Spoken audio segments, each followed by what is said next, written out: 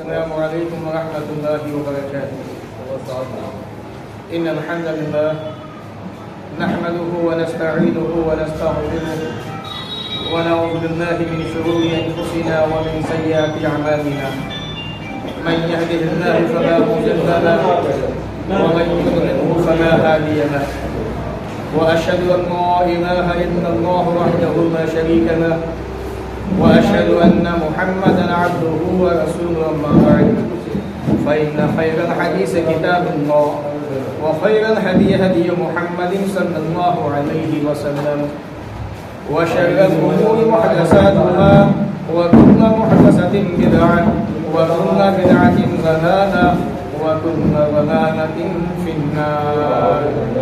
فأعوذ بالله السميع العليم من الشيطان الرجيم من همزه ونفخه ونفثه. بسم الله الرحمن الرحيم. وما آتاكم الرسول فخذوه وما نهاكم عنه فانتهوا. وقال تعالى في موضع آخر: ومن يطع الله ورسوله فقد فاز فوزا عظيما. وقال النبي صلى الله عليه وسلم: المسلم أخو المسلم لا يخذله وما يحقره.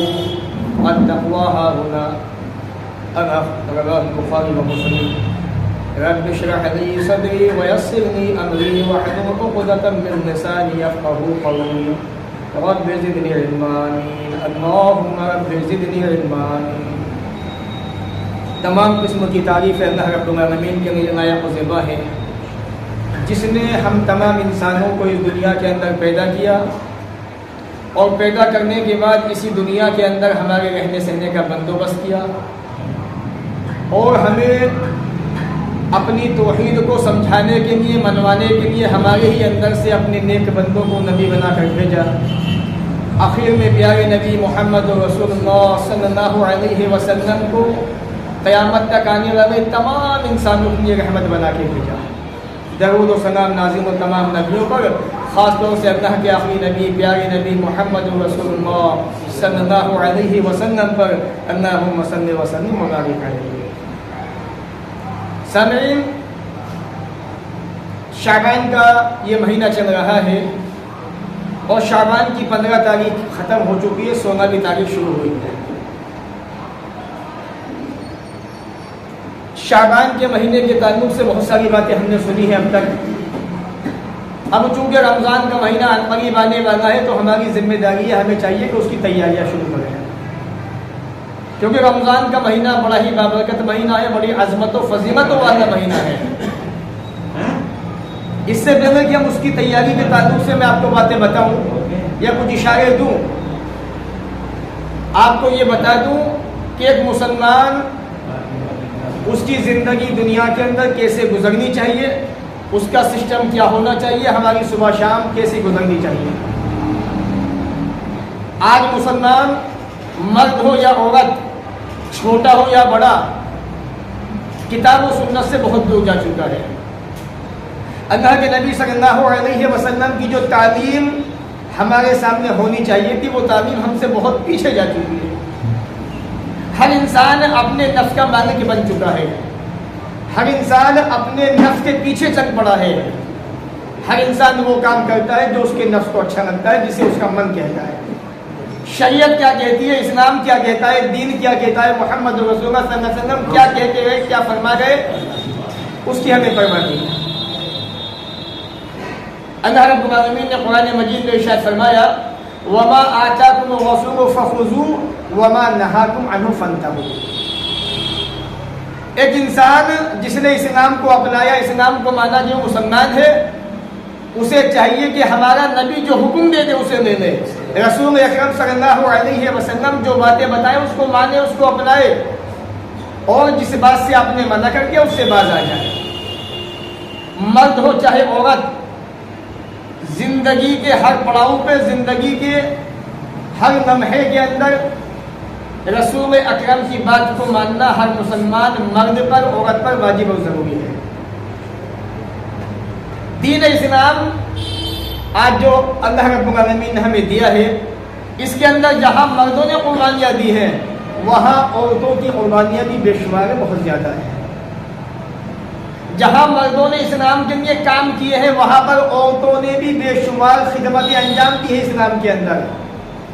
ایسی عورتیں گزری اسلام کی تاریخ کے اندر، اسلامی اتہاس کے اندر، کہ مفسرین نے، مورخین نے، جن لوگوں نے تاریخیں لکھی، سیرت کی کتاب لکھی، ان عورتوں کے تذکرے کتابوں کے اندر کیے. یہاں تک کہ اسلام کے راستے میں شہید ہونے والی، اپنی جان گنوانے والی، اپنی جان کا نذرانہ پیش کرنے والی سب سے پہلی جو ایک خاتون تھی حضرت سمیہ رضی اللہ تعالیٰ عنہا. اس زمانے کی عورتوں کو دیکھیں، آج کے زمانے کی عورتوں کو دیکھا جائے تو حقیقت یہ ہے کہ ہمارے وقت، ہمارے زمانے کی عورتیں کتاب و سنت سے اتنی دور ہیں، اتنی دور کہ انہیں دین کا اسلام کا پتہ نہیں کہ اسلام ہے کیا چیز. ہماری مائیں بہنیں فیشن کے اندر اتنے آگے، دنیاوی رسم و رواج کے اندر بہت آگے. اللہ کے نبی صلی اللہ علیہ وسلم کیا فرما گئے، کیا کہہ گئے، کیا بتا گئے، اس کی پرواہ نہیں. وہاں ایک خاتون اللہ کے رسول کے پاس آئی ایک وقت اور کہنے لگی، اٹھائیے بخاری مسلم مشکات وغیرہ پڑھیے آپ، اے اللہ کے نبی صلی اللہ علیہ وسلم، یہ میری بیٹی ہے، اس کا میں نکاح کرنا چاہتی ہوں، لیکن اسے اسکن کی بیماری کی وجہ سے، جسم کے اندر ایک بیماری پیدا ہو گئی اس کی وجہ سے اس کے بال جھڑ گئے، ٹوٹ گئے، گر گئے. ایک عورت کے سر پہ بال نہ ہو تو وہ عجیب سی دکھائی دیتی ہے، اچھی نہیں لگتی. خوبصورتی اس کے بالوں سے آتی ہے. اے اللہ کے نبی صلی اللہ علیہ وسلم، میں اپنی بچی کا نکاح کرنا چاہتی ہوں اور میں چاہتی ہوں کہ اس کے سر کے اندر الگ سے بالوں کا استعمال کروں، وگ کا استعمال کر دوں، بال جوڑ دوں، مصنوعی بناوٹی بال. تو اللہ کے نبی نے فرمایا، لعن اللہ الواسلہ والمستوصلہ، اللہ کی لعنت ہے اس عورت پر جو اپنے سر کے اندر الگ سے بناوٹی بالوں کا استعمال کرتی ہے، وگ کا استعمال کرتی ہے، یا جو استعمال کرواتی ہے. تو وہ بھی خاتون تھی، ایک عورت تھی. اللہ کے نبی سے کہہ رہی، یا رسول اللہ، میری بچی کے بال جھڑ گئے سر کے، میں اس کی شادی کرنا چاہتی ہوں، نکاح کرنا چاہتی ہوں، میں چاہتی ہوں کہ سر پہ اس کے بال استعمال کر دوں، کیا پرمیشن ہے؟ تو آپ نے منع فرما دیا. کیا پتا چلا؟ اس زمانے کی عورتیں اسلام کو اتنا مانتی تھی، اتنا اپناتی تھی کہ بغیر رسول اللہ کے مشورے کے کوئی کام نہیں کرتی تھی. اسلام کیا ہے، دین کیا ہے، انہوں نے سمجھا. آج ہماری ماؤں بہنوں کی حالت کیا ہے، پوزیشن کیا ہے، کنڈیشن کیا ہے، میرے بھائیوں بتانے کی ضرورت نہیں ہے. حقیقت یہ ہے کہ دین اگر گھر میں آ گیا، ہماری مائیں بہنیں دیندار ہو گئی، دیندار بن گئی، تو انشاءاللہ ہماری نسلیں نہ جانے کب تک دیندار بن سکتی ہیں. پیڑھیوں کی پیڑھیاں دیندار ہو جائیں گی. حضرت ام سلمہ رضی اللہ تعالیٰ عنہ، ان کی ایک صحابیہ کا واقعہ ہے صحیح بخاری کے اندر. بچے کی طبیعت صحیح نہیں تھی، بچے کی طبیعت خراب ہوئی. شوہر جو ہے صبح صبح اپنے کام پہ چلے گئے، وہ خاتون اپنے گھر پہ موجود ہے، اللہ کے نبی جناب محمد رسول اللہ صلی اللہ علیہ وسلم کی پیاری تعلیم کو اپنانے والی. ادھر بچے کی طبیعت زیادہ خراب ہونے لگی، شوہر کام پہ گئے ہوئے ہیں، بچے کا انتقال ہو گیا. آج ہوتا کیا ہے، جب انتقال ہوتے کیسے ہنگامے کھڑے ہو جاتے ہیں، چیخ و پکار شروع ہو جاتی ہے، آوازیں ایسے گونجتی ہیں کہ پتہ نہیں کون سا بڑا حادثہ ہو گیا. وہاں صحابیہ تنہا گھر پہ موجود ہے، بچے کا انتقال ہو گیا، شوہر کام پہ گیا ہوا ہے. شام کے وقت شوہر آئے، شوہر نہائے دھوئے تیار ہوئے، بیوی نے شوہر کو احساس نہیں ہونے دیا کہ بچے کا انتقال ہو گیا. کیسی پیاری عورتیں ہوا کرتی تھی، دیندار، دین پہ عمل کرنے والی، اسلام کی مضبوط بنیاد. بچے کا انتقال ہو چکا ہے، بچہ مر چکا ہے، شوہر گھر میں آ گئے. شوہر نے پوچھا بچے کے حالات کیسے؟ کہا کہ بچہ پہلے سے بہت زیادہ سکون اور آرام کے اندر ہے. صحیح فرمایا؟ جو مصیبت بچے کو پہلے تھی اب مصیبت نہیں آئی. وہ لیکن شوہر کو یہ نہیں پتا کہ بچے کا انتقال ہو چکا، بچہ ختم ہو چکا ہے. کھانا بنایا شوہر کے لیے، کھانے کا انتظام کیا، شوہر کے سامنے کھانا پیش کیا، شوہر کو کھانا کھلایا. رات میں شوہر کے پاس گئی بھی، ہم بستری کی، صبح ہوئی. اگر آج بچے کی طبیعت خراب ہو جائے تو ہماری مائی بہنیں کیا کرتی ہیں آپ کو پتا ہے. اگر شوہر کام پہ بھی گیا ہوا ہو تو ایسے ہنگامے کھڑے ہو جاتے ہیں کہ پتہ نہیں کون سا بڑا حادثہ ہو گیا، شوہر پہ چڑھ جاتی ہے. آپ کو پتہ نہیں بچے کی طبیعت خراب ہے، وہاں بچے کا انتقال ہو چکا ہے، ابھی شوہر کو بتائے. اب شوہر سے کہتی ہے اچھا یہ بتائیے اگر آپ کے پاس کسی کی امانت موجود ہو آپ کیا کریں گے؟ کہا کہ جس کی امانت ہے اس کو واپس کر دی جائے گی. کیسی پیاری صبر والی خاتون تھی، عورت تھی. اپنے شوہر سے کہنے لگی آپ کا بچہ اللہ کی امانت تھا، اللہ کے پاس جا چکا ہے، اس کا انتقال ہو گیا. شوہر گھر پہ آئے بتایا نہیں، رات گزاری شوہر کے پاس، کھانا بھی بنا کے دیا، غسل بھی فرمایا، صبح کے وقت شوہر کو بتایا کہ ایسے ایسے مسئلہ ہے، اس کے بعد بچے کو دفن کیا گیا. اسلام کے اندر ایسی ایسی عورتیں گزری ہیں، خاتون گزری ہیں. حضرت خنسا رضی اللہ تعالیٰ عنہ کو یاد کیجیے، ایسے جوان بہادر بچے پیدا کیے انہوں نے کہ میدان جہاد کے اندر بچوں کو کدا دیا. آج مائیں بچوں کو مسجدوں میں بھیجنے کو تیار نہیں ہے، آج بچے مسجدوں کو آباد کرنے کو تیار نہیں. کیسے حالات خراب ہو چکے ہیں، جبکہ مسلمان دنیا میں اتنا پریشان ہے، اتنا زیادہ حد سے زیادہ پریشان ہو چکا ہے، لیکن پھر بھی مسجدوں میں جانے کو تیار نہیں. آپ کو یاد ہوگا ابھی پیچھے جو ہے ہمارے ہندوستان کے اندر یہ باتیں اٹھی تھی کہ نماز اذان فجر میں پابندی ہونی چاہیے. ہوا تھا ایسا؟ سروے ہوا ہندوستان کے اندر، مسلمانوں تمہارے بار بار ریسرچ کیا جا رہا ہے تمہارے اوپر کہ مسلمانوں کی زندگیاں کیسی گزر رہی ہیں، مسلمان صبح سے شام تک کیا کرتا ہے، کہاں جاتا ہے، کیا کھاتا کیا پیتا ہے. تو سروے کے اندر یہ بات شائع ہوئی، یہ بات سامنے آئی کہ 90% مسلمان جو ہے نماز نہیں پڑھتا ہے. یہ سروے کس نے کیا؟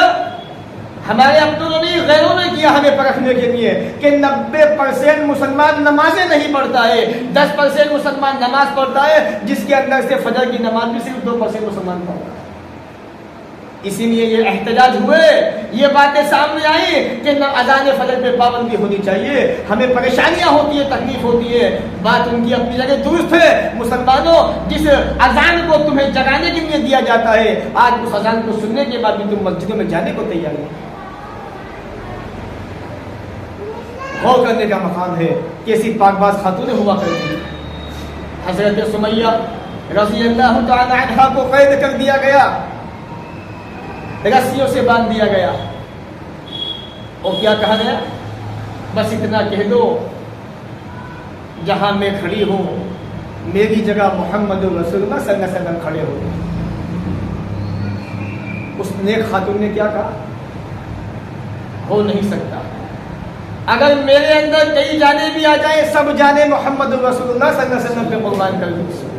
ایسی خاتونیں تھی، ایسی عورتیں تھیں، اپنی جانیں گنوا دی، اسلام پہ آج نہیں آئی، اپنے آپ کو قربان کر دیا، اپنے آپ کو اللہ کے راستے میں شہید کروا دیا، لیکن اسلام پر، دین پر، محمد رسول اللہ صلی اللہ علیہ وسلم پر آج نہیں آئی. اللہ کے نبی جناب محمد رسول اللہ صلی اللہ علیہ وسلم وہاں سے گزر رہے ہیں اور یہ کہہ رہے ہیں اصبر علی یاسر، اصبر علی یاسر، اصبر علی یاسر فلکم الجنہ. اے علی یاسر صبر سے کام لو، تمہارا ٹھکانہ جنت ہے. محمد رسول اللہ صلی اللہ علیہ وسلم دنیا کے اندر جنت کی بشارت دے رہے. ذرا اندازہ کیجیے آج ہماری ماؤں بہنوں کو چاہیے کہ گھروں میں دینداری پیدا کرے، گھروں میں دین کو لائے، دین کو داخل کرے. جب جب انشاءاللہ گھر میں دین آئے گا، محمد رسول اللہ کی پیاری تعلیم آئے گی، ہمارے بچے انشاءاللہ دیندار بنیں گے.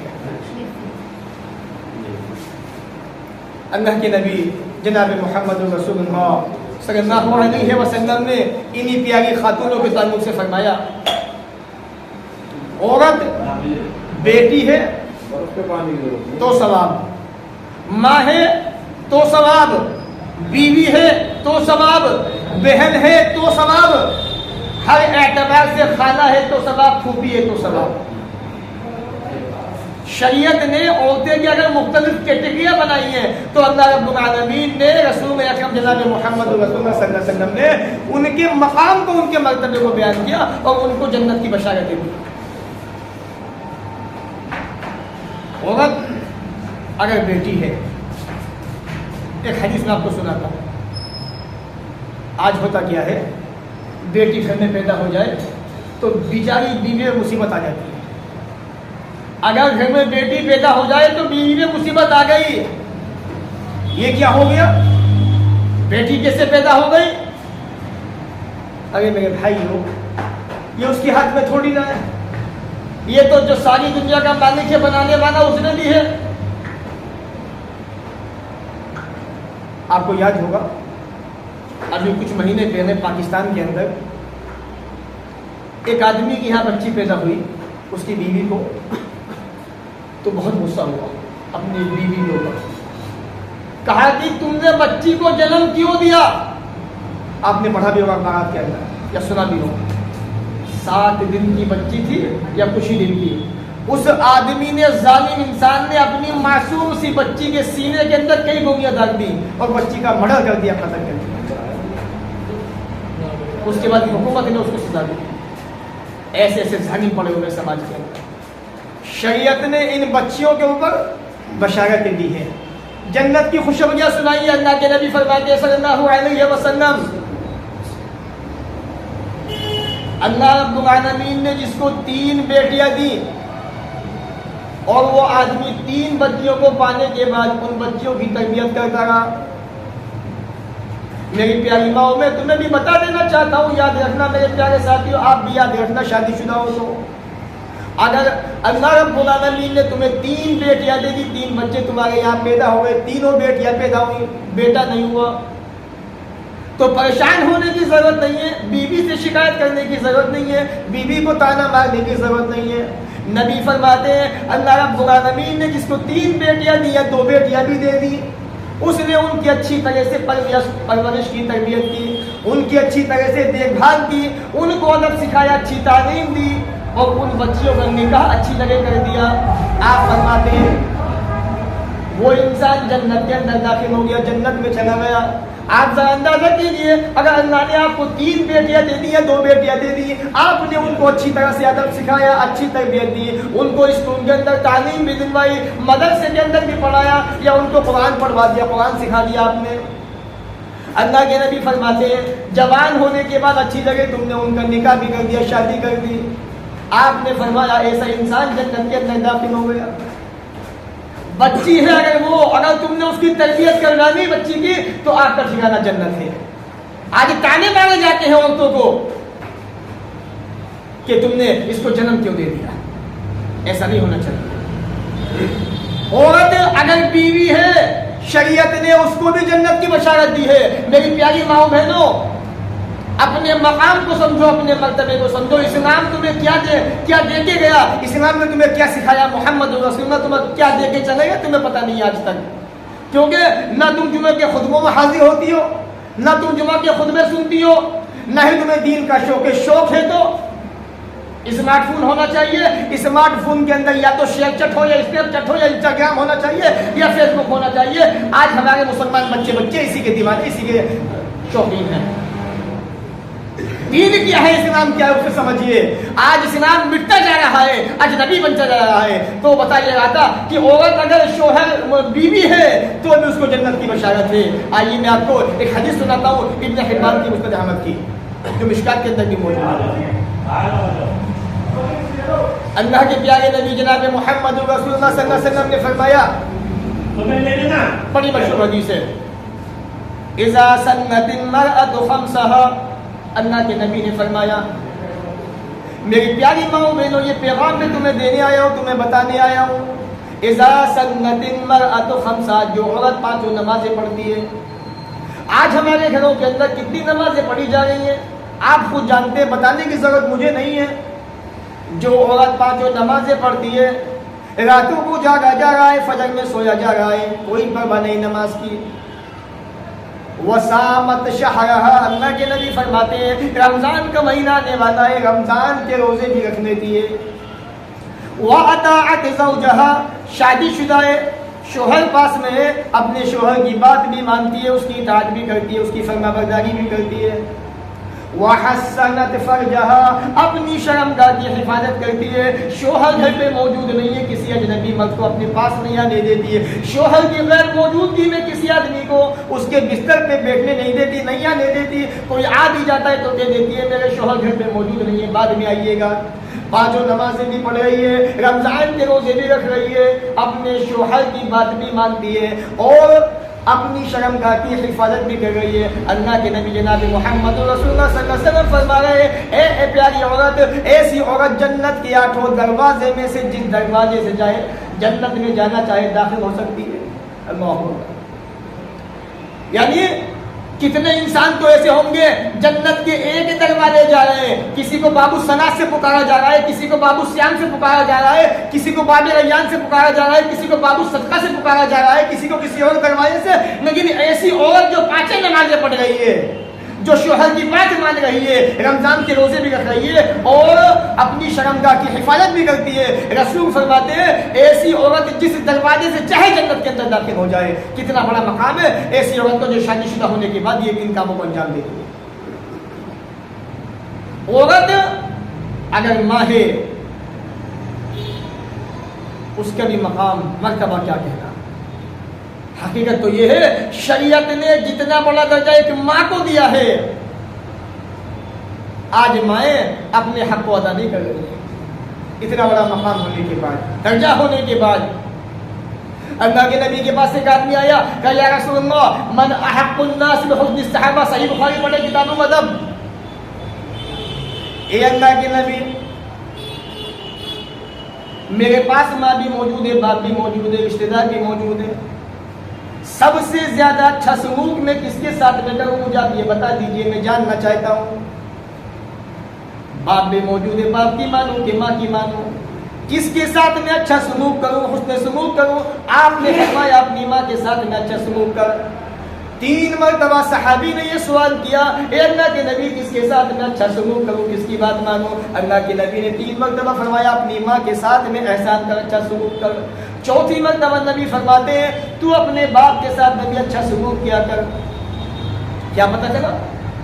नबी बताया कि 100% के अंदर 1 रुपए में 75 पैसे माँ है तो 25 पैसे बाप है सिर्फ। इतना बड़ा दर्जा शरीयत ने माँ को दिया है और आज ये माएँ अपने मकाम को समझने को तैयार नहीं है।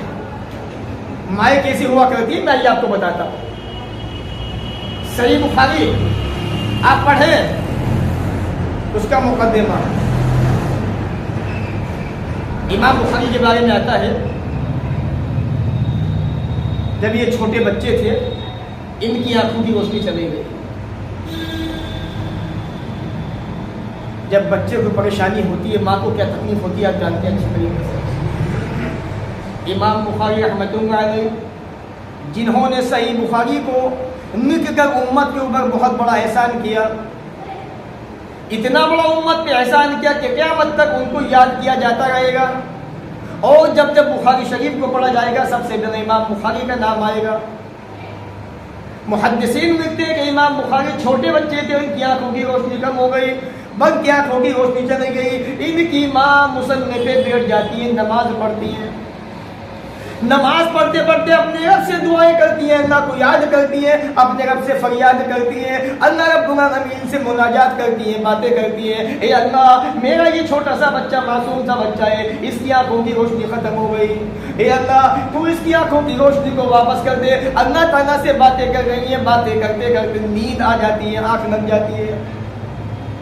ख्वाब के अंदर हजरत इब्राहीम अलैहिस्सलाम आते हैं, ये बशारत देते हैं ए इस्माइल, ए इमाम बुखारी की माँ, ए इमाम बुखारी की माँ उठ जाइए, बेदार हो जाइए, अल्लाह रब्बुल आलमीन ने आपकी दुआ को कबूल फरमा लिया, सुन लिया है, आपके बच्चे की बीनाई वापस आ चुकी है, जाके देखिए।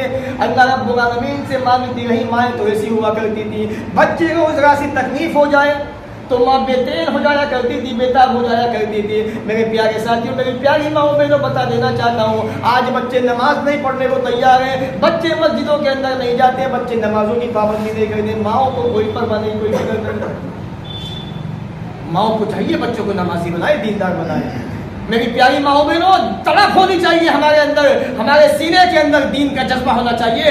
اگر یہ بچے نمازیں نہ پڑھیں، انہیں مسجد کے اندر بھیجو، ڈانٹ کے بھیجو۔ اللہ کے نبی نے فرمایا جب بچے 7 سال کے ہو جائیں انہیں نماز کا حکم دو، اگر 10 سال کے ہونے کے باوجود نماز نہ پڑھے ان پر ڈنڈا اٹھاؤ، ان کو مار مارو اور مسجد تک ان کو پہنچاؤ۔ یہ ماؤں کے اندر تڑپ ہونی چاہیے، یہ جذبہ ہونا چاہیے ماؤں کے اندر۔ بیٹی تو جنت کی بشارت، بیوی تو جنت کی بشارت، ماں تو جنت کی بشارت۔ اللہ کے نبی نے فرمایا ایک آدمی آیا، ماں کی سلام کیا، ماں کے تعلق سے، باپ کے تعلق سے، آپ نے فرمایا الجنت تحت امہات القدم، جنت تیری ماں کے قدموں کے نیچے ہے۔ جن ماؤں کو شریعت نے اتنا اونچا مقام دیا ہو، اتنا بڑا درجہ دیا ہو، آج وہ مائیں اللہ کی قسم اپنے مقام کو سمجھنے کو تیار ہیں۔ رسول اکرم جناب محمد رسول اللہ صلی اللہ علیہ وسلم کے پاس ایک آدمی، ایک صحابی آئے، ان کا نام میدان جہاد میں لکھا جا چکا ہے۔ آپ جانتے ہیں آدمی جہاد پہ جا رہا ہے، پتہ نہیں واپس آئے کہ نہ آئے، اس میں شہید ہو جائے۔ اللہ کے نبی سے کہنے لگے اے اللہ کے نبی جناب محمد رسول اللہ صلی اللہ علیہ وسلم، آپ سے مشورہ چاہتا ہوں، مشورہ کرنے آیا ہوں، میرا نام جہاد پہ لکھا جا چکا ہے، جہاد پہ جانا چاہتا ہوں، بتائیے مجھے کیا حکم ہے؟ اللہ کے نبی نے سب سے پہلا سوال یہ کیا، اے میرے پیارے ساتھی یہ بتا کیا تیری ماں زندہ ہے، کیا تیری ماں دنیا کے اندر موجود ہے؟ صحابی کہنے لگے اللہ کے نبی میری ماں موجود ہے۔ آپ نے کہا جا اپنی ماں کی خدمت کر، اپنی ماں کے پاس رہ، اس کی اطاعت کر، اس کی فرما برداری کر، اس کی بات کو مان، اس کے پاس رہ، یہی تیرا جہاد ہے۔ اگر تو جہاد پہ جانا چاہتا ہے ٹھیک ہے، لیکن میری طرف سے پرمیشن نہیں، ماں کے ہوتے ہوئے جاؤ، ماں کی دیکھ بھال کرو تم۔ جن ماؤں کو اسلام نے اتنا بڑا درجہ دیا ہو، اتنا اونچا مقام دیا ہو، میری پیاری ماؤں بہنوں، آج تمہیں اپنے مقام کو سمجھنے کی ضرورت ہے، آج ان بچوں کو تمہیں دیندار بنانے کی ضرورت ہے۔ اللہ کی قسم حضرت خنسہ رضی اللہ تعالیٰ عنہ کی زندگی پڑ جائیے، وہ خنسہ اپنے بچوں سے کہہ رہی ہے میرے پیارے بچوں دیکھ کیا گئے ہو، جاؤ میدان جہاد کے اندر کود پڑو، محمد رسول اللہ صلی اللہ علیہ وسلم کے ساتھ میں جا کے کھڑے ہو جاؤ، میدان جہاد کے اندر چلے جاؤ۔ خنسہ نے اپنے بچوں کو دین کی ایسی تربیت دی، ایسا دیندار بنایا کہ ماں کے اشارے پہ میدان جہاد کے اندر کودنے کو تیار ہو گئے۔ یاد کیجئے جنگ بدر کا واقعہ، 2 معصوم سے چھوٹے چھوٹے بچے غالباً حضرت عبدالرحمن ابن عوف کے پاس آتے ہیں۔ اے عبدالرحمن کہتے ہیں چچا جان بس اتنا بتا دو ابو جہل کون ہے، اے چچا جان اتنا بتا دیجیے ابو جہل کون ہے جو محمد رسول اللہ صلی اللہ علیہ وسلم کو پریشان کرتا ہے، ستاتا ہے۔ چچا جان ہم نہیں جانتے ابو جہل کون ہے۔ چھوٹے چھوٹے بچے، زیادہ عمر نہیں ہے، غالباً 10-12 سال کی عمر ہے، 15 سال کی، یہ کوئی بہت بڑی عمر نہیں ہوتی ہے۔ آج ہمارے نوجوان بچے اور نوجوان بچیاں انہیں دین کا پتہ ہی نہیں، دین ہے کیا چیز۔ وہ بچے کہہ رہے چچا جان یہ بتائیے ابو جہل کون ہے، بس اتنا بتا دیجیے آپ۔ حضرت عبدالرحمن کہتے ہیں وہ دیکھو فوج کے بیچ میں جو کھڑا ہوا ہے وہی کم بخت ابو جہل میں جاؤ۔ بچے شیر کی طرح سے ابو جہل پہ جھپٹے، تلوار نکالی، خنجر سے وار کیا، ابو جہل کو ذرا سی دیر میں زمین پہ گرا دیا۔ وہ ابو جہل جو یہ کہا کرتا تھا کسی کی مجال نہیں مجھ تک پہنچ جائے، وہ ابو جہل جو محمد رسول اللہ صلی اللہ علیہ وسلم کو پریشان کیا کرتا تھا، ستایا کرتا تھا، اور یہ کہتا تھا مجھ تک آنے کی کسی کے اندر ہمت نہیں ہے۔ اللہ رب العالمین نے ایسا کر دیا کہ 2 معصوم سے چھوٹے چھوٹے بچے ذرا سی دیر میں اس کے گریبان تک پہنچ گئے۔ ایسا وار کیا بچوں نے، ایسا وار کیا ذرا سی دیر میں ڈھیر ہو گیا۔ حضرت عبداللہ ابن مسعود نے آ کے اس کی گردن کو الگ کیا غازی بنانے کے بعد۔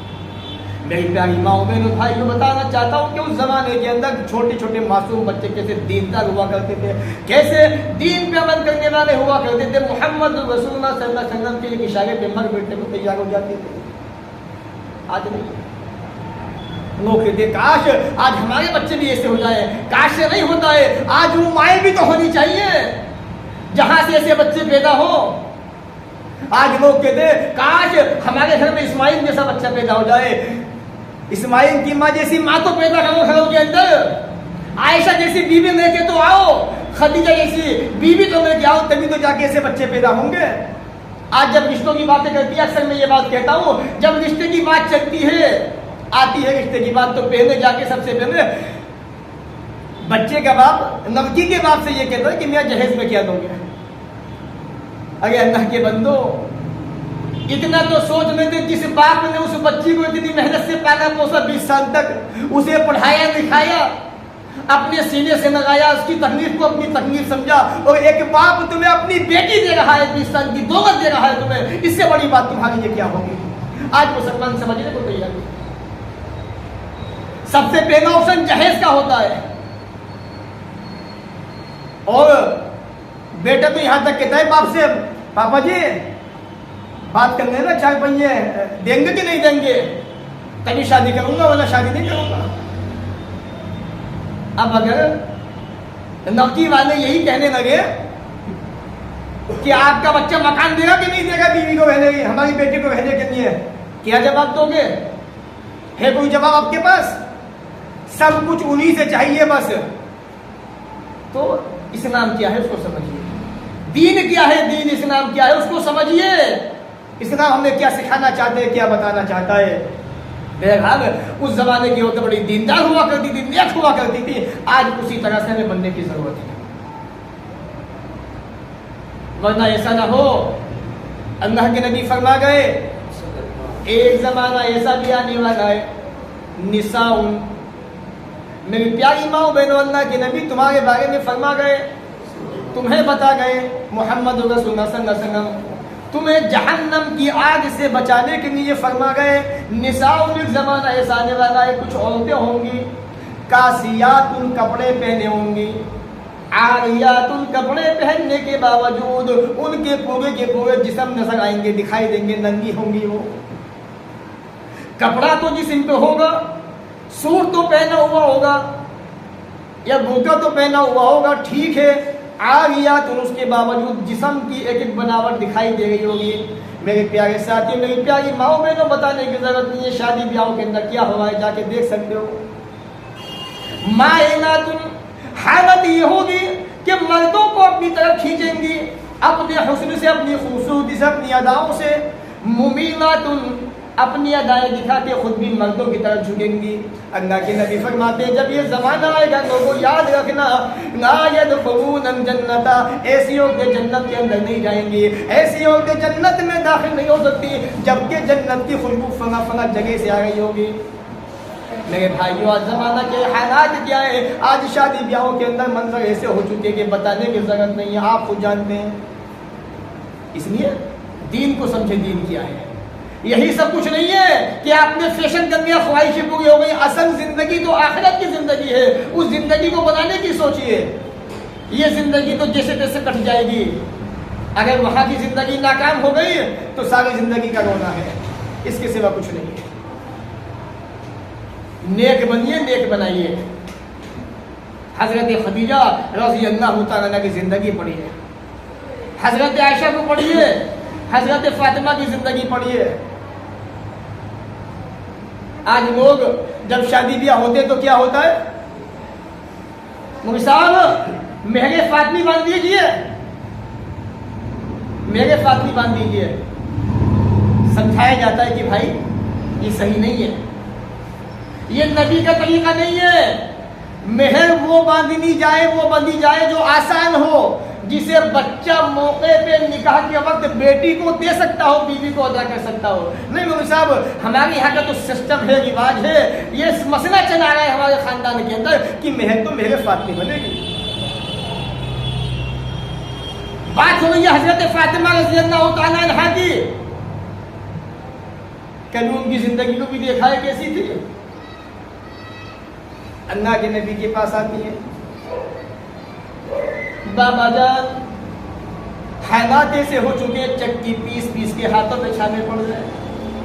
نبی کی بیٹی چکی کے اندر آٹا ہاتھوں سے پیس رہی ہے۔ آج بیوی کو کہتے ہیں شادی کے بعد مکسی چاہیے، کوئی بات نہیں، ترقی کا دور، اچھی بات ہے، لیکن اگر نہیں ہے تو سم پہ بھی تو چٹنی پیس سکتی ہے۔ منع نہیں ہے, اللہ نے سہولتیں دی ہے تو اچھی بات ہے, مکسی کا استعمال کیجیے, منع نہیں ہے, اللہ کی نعمت ہے, استعمال کیجیے, لیکن جہاں نہیں ہے وہاں پہ تو استعمال ہو سکتا ہے. مہر تو مہر فاطمی بنے گی. اللہ کے نبی کی بیٹی فاطمہ چکی پیس رہی ہیں ہاتھوں سے, ہاتھوں میں چھانے پڑ جا رہے ہیں, اس کے بعد آٹا چھان رہی ہیں, آٹا گوندھ رہی ہیں, اور پھر جو ہے شوہر کو حاصل کر رہے ہیں. اللہ کے رسول کے پاس آئی, بابا جان ہاتھوں میں چھانے پڑ گئے, میں نے سنا ہے آپ کے پاس کچھ خادم آئے ہوئے ہیں, جنگ کے اندر کچھ نوکر آپ کے پاس آئے ہوئے ہیں, میں چاہتی ہوں کہ آپ ایک نوکر ایک خادم مجھے بھی دے دیں جو میرے کام کاج کرنے میں کام آ جائے. اے میرے بابا جان ابو جان, پریشانی بہت زیادہ ہے مجھے. اللہ کے نبی نے فرمایا, اے میری پیاری بیٹی, کیا میں تجھے ایسا نسخہ نہ بتاؤں, ایسا وظیفہ نہ بتا دوں جو تیرے حق میں ایک خادم سے بھی بہتر ہو.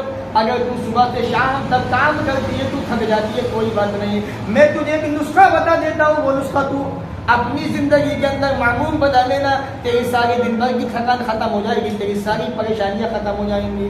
اللہ کے نبی فاطمہ رضی اللہ تعالیٰ سے کہتے ہیں, اے میری پیاری بیٹی فاطمہ, جب تم بستر پہ جایا کرے رات میں سونے کے لیے 33 مرتبہ سبحان اللہ, 33 مرتبہ الحمدللہ, 34 مرتبہ اللہ اکبر کہہ دیا اگر تیری ساری دن بھر کی تھکان ختم ہو جائے گی. آج ہمیں سارے عیش و آرام چاہیے, اللہ نے دیے بھی ہے, منع نہیں ہے, اللہ کی نعمتیں ہیں, لیکن ان تمام عیش و آرام کے ہونے کے باوجود بھی کیا ہم نمازیں پڑھ رہے ہیں, کیا اللہ کا شکریہ ادا کر رہے ہیں, کیا بچوں کو نمازی بنا رہے ہیں, کیا بچوں کو برائیوں سے روک پا رہے ہیں. ابھی دیکھیے شعبان 15 گزر گئی, کیسے ہنگامے تھے, بستی مسلمانوں کی, ایریا مسلمانوں کا, بسنے والے مسلمان, مکان مسلمانوں کے, آوازیں آ گئی ہیں پٹاخوں کی. کیا یہی اسلام ہے, کیا یہی مسلمان ہے؟ مسلمانوں بہت دور جا چکے تم, دین تو تم سے گیا بہت پیچھے, دین تو تم بہت پیچھے چھوڑ کے آ گئے. عمر فاروق کا زمانہ ہے, رمضان کا مہینہ ہے, 7 سال کے بچوں کے روزے کی حالت میں ہونٹوں پہ پھٹیاں جمی ہوئی ہیں. آج رمضان کا مہینہ آنے والا ہے, دیکھیے 15 دن کے بعد, 13 دن کے بعد بڑے بڑے ہٹے ہٹے نوجوان روزے کی حالت میں نہیں ہوں گے رمضان کے مہینے کے اندر. وہاں 7 سال کے بچے روزے رکھے ہوئے, اور آج ہمارے نوجوان بچے, جوان بچے پٹاخے پھوڑ رہے ہیں. کچھ لوگ تو باتیں کر رہے تھے کہ چھوٹے بچے ہیں, ان بچوں کی تربیت ہی تو کرنی ہے. تو میں آ رہا تھا راستے سے, میں نے دیکھا نوجوان بچے بھی باقاعدہ اکٹھے ہوں گے اپنے دوستوں کے ساتھ میں, بڑے بڑے موٹے موٹے پٹاخے پھوڑ رہے ہیں. اللہ کی قسم, کبھی سوچا پٹاخے کیوں پھوڑے جاتے ہیں, کبھی تصور دل و دماغ میں آیا, کبھی ذہن میں سوچا یہ بیٹھ کے بستر پہ کہ آخر ہم مسلمان شعبان کی 15 رات کو پٹاخے کیوں پھوڑتے ہیں, کہاں سے آئی یہ چیز؟ جان لیجیے آپ, موقع آیا, وقت آیا تو بتا دوں آپ کو. شیعوں کے 12 امام ہیں, سنا, 12 اماموں کے اندر سے ایک امام غائب, اور اس دن شیعوں کے 12 اماموں کے اندر سے جو ایک امام ہے وہ پیدا ہوئے تھے شعبان کی 15 رات کو. ان کی خوشی کے اندر یہ پٹاخے پھوڑے جاتے ہیں, اور مسلمان پتہ نہیں کیا سمجھ کے پٹاخے پھوڑ رہے ہیں. جانو دین کیا ہے, اسلام کیا ہے, دین کو سمجھیے. آپ نے دیکھا کل قبرستان سجائے گئے, مکانوں پہ ایسی سی لائٹیں ماشاءاللہ جل رہی تھی کہ اللہ کی پناہ. کیوں؟ یہ عقیدہ بنا دیا گیا کہ جو انسان شعبان کی 15 رات کو اپنے اپنے مکانوں کے اندر روشنی فرمائے گا, اپنے مکانوں کے اندر روشنی جلائے گا, بتیوں کا استعمال کرے گا, جتنی روشنی زیادہ ہوگی, جس کے مکان چمک رہے ہوں گے, ان گھروں کے اندر روحیں واپس آتی ہیں جو انسان دنیا سے جا چکا ہے. قبرستانوں کے اندر روشنیاں کی گئی, قبرستانوں کے اندر قمقمے لگا دیے گئے, قبرستان کو سجا دیا گیا, اور یہ عقیدہ ذہن کے اندر بٹھا دیا گیا کہ اس دن روحیں واپس آیا کرتی ہیں. میرے پیارے ساتھی یاد رکھو, انسان جو دنیا سے جا چکا ہے کبھی وہ دنیا کے اندر واپس آ نہیں سکتا. انسان اگر نیک ہے, اللہ رب العالمین فرماتا ہے قرآن مجید کے اندر, پڑھیے قرآن کو پڑھیے، 30 بارے کو پڑھیے، بار بار پڑھیے، اس کا ترجمہ پڑھیے۔ اگر انسان نیک ہے تو اس کی روح کو مقام علین کے اندر جمع کر دیا جاتا ہے، اگر انسان بد ہے، برا ہے، انسان اچھا نہیں تھا تو اس کی روح کو مقام سجین کے اندر قید کر دیا جاتا ہے، ڈال دیا جاتا ہے۔ اس کے بعد وہ وہاں سے قیامت تک واپس آ نہیں سکتی۔ میرے پیارے ساتھیوں، مسلمانوں تمہیں جتنا سمجھایا جا رہا ہے، بتایا جا رہا ہے، اللہ کی قسم سمجھنے کو تیار نہیں ہو۔ دنیا کے اندر دنیا سے جو جا چکا وہ کبھی واپس آ نہیں سکتا۔ یہ بتایا گیا جو شعبان کی 15 رات میں لائٹیں جلائے گا، قبرستان کو روشن فرمائے گا، مکانوں کو روشن کرے گا، اس گھر کے اندر روحیں واپس آتی ہیں۔ جو بیوائیں ہو چکی ہیں ان کے شوہر واپس آتے ہیں۔ میرے پیارے ساتھیوں، شعبان کی 15 رات بیت گئی، میں آپ سے کہنا چاہتا ہوں، میں تو یہاں کا نہیں ہوں، میں تو پردیسی ہوں، باہر کا ہوں، میں تو آپ کے رشتے دار موجود ہیں اور نہ جانے کتنے انسانوں کی، کتنے عورتوں کی شوہر کا انتقال ہو چکا ہے۔ جو لوگ یہ سمجھتے ہیں کہ شعبان کی 15 رات میں روحیں واپس آتی ہیں، میں آپ سے اتنا کہنا چاہتا ہوں، جائے اپنے رشتے داروں سے جا کے ملیں، ان بیواؤں سے پوچھیں کہ کیا تمہارا شوہر واپس آیا تھا، کیا اس کی روح واپس آئی تھی کہ نہیں آئی تھی، ذرا مجھے بتاؤ۔ حقیقت تمہارے سامنے آ جائے گی، سب کچھ تمہارے سامنے شیشے کی طرح صاف ہو جائے گا۔ یہ سب جھوٹی بات ہے۔ آج مسلمان اتنا آگے بڑھ چکا بدعتوں کے اندر، ان کی سیدھی باتوں کے اندر، کہ اسے یہی نہیں پتا کہ میں کون سا کام کر رہا ہوں، کون سا کام نہیں کر رہا ہوں۔ ایک صاحب نے تو اپنی کتاب میں یہاں تک لکھ دیا کہ جب نانا کا انتقال ہو گیا تو نانی کے پاس برسوں تک وہ آتے رہے اور یہ کہتے نانی سے کہ کسی کو بتانا مت۔ مٹھائی کا ڈبہ بھی لے کے آتے تھے نانی کے لیے، اتفاق سے نانی نے بتا دیا ایک دن، اسی دن سے آنا بند ہو گئے۔ شرم آنی چاہیے مسلمانوں کو۔ دین کو سیکھے، دین کیا ہے، اسلام کیا ہے۔ اسلام کیا ہے؟ وَمَا آتَاكُمُ الرَّسُولُ فَخُذُوهُ، ہمارا نبی جو دے دے اسے لے لو اور جس سے منع کر دے اس سے باز آ جاؤ۔ نبی نے ہمیں کیا سکھایا، کیا نبی نے بتایا، اسے مانیے، جس سے نبی نے روک دیا اس سے باز آ جائیں گے۔ اللہ کے نبی جناب محمد رسول اللہ صلی اللہ علیہ وسلم نے جہاں ایک بیٹی کی تربیت میں جنت کی بشارت دی، وہیں ایک عورت کو بیوی ہونے کی حیثیت جنت کی بشارت دی، وہیں ایک ماں کو جنت بتایا کہ اگر ماں کی خدمت کر جاؤ گے تو جنت کو پالو گے۔ یہ اللہ نے درجے دیے ہیں، رتبے دیے ہیں خواتین کو، عورتوں کو۔ آج انہیں دین کو سمجھنے کی ضرورت ہے۔ آج ہوتا کیا ہے، ہماری ماؤں بہنوں کے اندر بے دینی زیادہ ہے، تعویذ گھنٹوں کا چلن زیادہ ہے، جھاڑ پھونک کا چلن زیادہ ہے، فیشن کا چلن زیادہ ہے۔ میری پیاری ماؤں بہنوں، میں تمہیں بتا دوں، فیشن تم کرو، خوب کرو، کثرت سے کرو، لیکن اپنے شوہر کے سامنے کرو۔ کس نے منع کیا آپ کو؟ کون منع کرتا ہے آپ کو؟ آپ اچھے سے اچھا لباس پہنے، خوبصورت بنے شوہر کے سامنے، اپنے بال کھولے، کچھ بھی کرے، جیسا چاہے ایسا پہنے، لپسٹک کا استعمال کرے، میک اپ کا استعمال کرے، کچھ بھی کرے، لیکن شوہر کے سامنے کرے، باہر غیر مردوں کو نہ دکھائیں آپ۔ اسلام نے حرام قرار دیا ہے ان باتوں کو۔ اللہ کے نبی نے فرمایا ایما امرأۃ استطاعت فملت، وہ عورت جو خوشبو کا استعمال کرتی ہے اور بنتی ہے، سجتی ہے، سنورتی ہے اور باہر نکل جاتی ہے گلی کے اندر، محلوں کے اندر، مردوں کے پاس سے گزرتی ہے تاکہ وہ اس کی خوبصورتی کو دیکھیں، اس کی خوشبو کو سونگے، نبی نے 3 مرتبہ فرمایا فہی زانیہ فہی زانیہ فہی زانیہ، یہ بدکار عورت ہے، یہ بدکار عورت ہے، یہ زناکار عورت ہے۔ اس لیے آج دین کو سمجھیے، اور دین کو آپ کیسے سمجھیں گے؟ محمد رسول اللہ صلی اللہ علیہ وسلم کی تعلیم کو سامنے رکھتے ہیں۔ آئیے میں آپ کو ایک مثال دیتا ہوں، دین کیا ہے، اسلام کیا ہے۔ اصل میں کیا ہے، انسان یہ سوچتا ہے اگر ہم نے تو فلاں چیز ہے، ہم تو فلاں چیز کو مانتے ہیں، ہم تو آج تک یہ سنتے ہوئے آئے ہیں، ہم نے تو آج تک ایسا کیا ہے۔ ٹھیک ہے، اب تک آپ نے ایسا کیا تھا، ٹھیک ہے، لیکن اب تک آپ کو پتہ نہیں تھا، اب آپ کو پتہ چل گیا تو اب ایسا کیجیے آپ پتہ ہونے کے بعد۔ لوگ سوچتے ہیں رشتہ دار کیا کہیں گے، خاندان والے کیا کہیں گے، فلاں کیا کہیں گے۔ جب اللہ کے نبی صلی اللہ علیہ وسلم پہ وحی آئی تو اللہ نے کیا کہا، وَأَنذِرْ عَشِيرَتَكَ الْأَقْرَبِينَ، اے محمد صلی اللہ علیہ وسلم سب سے پہلے اپنے گھر والوں کو ڈرائیے، سب سے پہلے توحید کا پیغام اپنے گھر والوں کو سنائیے، ان کو بتائیے کہ اللہ ایک ہے، اس کے سوا کوئی معبود نہیں ہے، وہ تنہا ہے، اکیلا ہے۔ تمام کے تمام لوگ آپ کے خلاف ہو گئے، آپ کے اپوزٹ ہو گئے، محمد رسول اللہ صلی اللہ علیہ وسلم نے سب سے پہلے توحید کا پیغام دیا تو اپنے گھر والوں کو دیا، تو اس کی فکر نہ کریں آپ۔ کون کیا کہتا ہے کرنے دیجیے، کون کیا سوچ رہا ہے اتنا بھی سوچا کیجیے گا۔ آپ سوچتے ہیں اگر ہم نے مان لیجیے ہم شعبان کی 15 رات میں نہیں جاگے تو وہ کیا کہیں گے، ارے بیوی تو جاگی نہیں ہے، کیا ہوا تجھے، ارے تو فلاں کے ساتھ میں ہو گئی دیکھے، تو ایسی ہو گئی، تو ویسی ہو گئی۔ کہنے دیجیے، اس سے یہ بھی کہنا بیوی تو نے یہ تو کہہ دیا کہ شعبان کی رات میں نہیں جاگی، یہ تو نے مجھ سے کہہ دیا، پوچھ لیا کہ جب میرا بچہ بیمار ہوا تھا تو دیکھنے آئی تھی اس کو، تو نے پوچھا تھا بچے کی طبیعت کیسی ہے؟ کوئی نہیں آتا، انہیں پتا ہے کہیں کچھ جیب سے دینا نہ پڑ جائے۔ تو اس سماج کی فکر نہ کریں، اپنی فکر کریں۔ آپ سوئیں گے اپنی خبر میں، ہم سوئیں گے اپنی خبر کے اندر، جواب آپ کو دینا، جواب ہمیں بھی دینا، تو ایسے بنیے، کسی کی فکر نہ کریں، اپنی فکر کیجیے، اپنے بچوں کی فکر کیجیے۔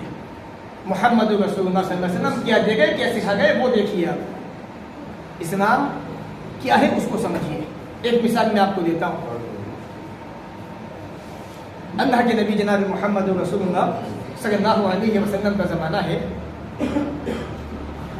یہ مثال میں کئی مرتبہ دے بھی چکا ہوں کئی جگہ، میں آپ کو بھی بتا رہا ہوں کہ دین ہے کیا چیز، اسلام کیا ہے اس کو سمجھیے آپ۔ جیسا میں نے بتایا تھا آپ کو گزشتہ خطبوں کے اندر بھی، پروگرام کے اندر بھی، کہ آدمی جب میدان عرفات میں ہوتا ہے، عرفات کے اندر ٹھہرنا یہ حج ہوتا ہے۔ اگر کوئی آدمی میدان عرفات میں نہ ٹھہرے تو اس کا حج نہیں ہوگا۔ میدان عرفات میں آنا ہی آنا ہے آدمی کو، حاجی کو، تو اس کا حج ہو جائے گا۔ اب جیسے شام ہوگی، مغرب کا سورج ڈوب جائے گا تو اس کو عرفات کا میدان چھوڑ دینا ہے، برابر۔ سورج ڈوبنے سے پہلے نہیں نکل سکتا، سورج ڈوبنے کے بعد نکلے گا۔ اگر سورج ڈوبنے سے پہلے نکل گیا عرفات سے تو دم دینا پڑے گا۔ سورج ڈوب گیا، اب سورج ڈوبنے کے بعد کیا ہوتا ہے، کون سی نماز ہوتی ہے؟ مغرب کی نماز۔ اللہ کے نبی کا فرمان ہے کہ نماز کو اس کے وقت پہ ادا کرو۔ اللہ نے قرآن میں کہا سورہ نساء کے اندر، ان الصلاۃ کانت علی المؤمنین کتابا موقوتا، مومنوں پر نماز متعین وقت پر فرض ہے۔ ادھر اذان ہوئی، ادھر مغرب پڑھنی ہے آپ کو۔ سورج ڈوبا، اللہ نے کہا کہ حاجی عرفات چھوڑ۔ اب آدمی کہے اللہ میں اتنی دور سے آیا ہوں حج کرنے کے لیے اور یہاں تو نماز پڑھنا بہت بڑا ثواب ہے، میں تو عرفات میں نماز پڑھوں گا۔ اللہ نے کہا کہ نہیں پڑھ سکتا، میرا حکم ہے عرفات چھوڑ دے، تجھے نماز تو مزدلفہ میں پڑھواؤں گا، میں وہیں جا کے پڑھے گا، تو میدان عرفات میں نماز تو نہیں پڑھ سکتا، میرا حکم ہے یہ۔ اب آدمی کہے اللہ ہندوستان سے میں نے 5 لاکھ روپے خرچ کیے میرے بیوی نے، میں نے، اور یہاں پہ آئے ہیں نماز تو پڑھنے کے، عرفات میں کہا کہ نہیں پڑھنی تھی مغرب کی نماز۔ مغرب کی نماز تو مزدلفہ میں جا کے ہی پڑھے گا۔ تو اللہ کیا بتا رہا ہے؟ اللہ یہ بتانا چاہتے ہیں بندے میری پسند ناپسند دین ہے، تیری پسند ناپسند دین نہیں ہے۔ جو میں کہوں گا وہ دین ہے، جو تو سوچے سمجھے وہ دین نہیں ہے۔